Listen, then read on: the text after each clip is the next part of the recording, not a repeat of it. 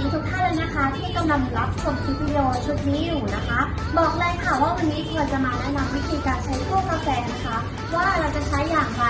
กดอะไรได้บ้างเลือกเมนูไหนได้บ้างมาดูกันเลยค่ะอย่างแรกนะคะก็จะเปิด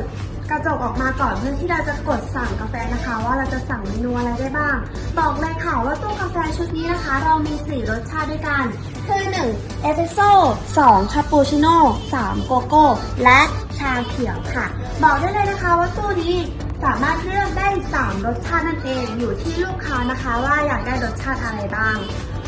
แล้วมาดูลำดับต่อไปเลยนะคะเราต้องหยิบเหรียญ10 บาทขึ้นมาเพื่อที่เราจะกดสั่งกาแฟนะคะแล้วก็มาหยอดที่ตรงนี้ได้เลยค่ะปึ๊บโอเคจากนั้นนะคะรอเครื่องกาแฟทำสักครู่นะคะยังพลอยลืมเราหยอดแล้วเนี่ยเราต้องกดก่อนนะคะว่าเราอยากเลือกรสชาติอะไร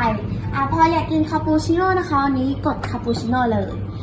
ระหว่างที่กดนะคะเครื่องก็จะเด้งแก้วลงมานะคะเพื่อที่จะใส่เครื่องดื่มของรสชาติที่เรากดไปนะคะแล้วก็รอสักแป๊บนึงจะมีเสียงสัญลักษณ์ค่ะโอเคเสียงสัญลักษณ์เตือนมาแล้วปุ๊บหยิบมาได้เลยจากนั้นลูกค้าก็สามารถรับประทานได้เลยค่ะและบอกก่อนเลยนะคะว่าแก้วละ10 บาทเนี่ยใครที่ซื้อไปเป็นธุรกิจของตัวเองนะคะลูกค้าจะได้กำไรถึงแก้วละ5 บาทเลยแต่อีกเดี๋ยวนึงนะคะทุกๆอย่างเนี่ยขึ้นอยู่กับที่ทำเลของลูกค้านะคะถ้าเกิดลูกค้ามีทำเลดีวันหนึ่งลูกค้าขายได้100 แก้วลูกค้าได้กำไรเน็ตๆไปเลยค่ะ500 บาทต่อวันบอกเลยค่ะว่าตัวเนี้ยสร้างกำไรให้ลูกค้าได้แน่นอนทีเดียวเลยค่ะ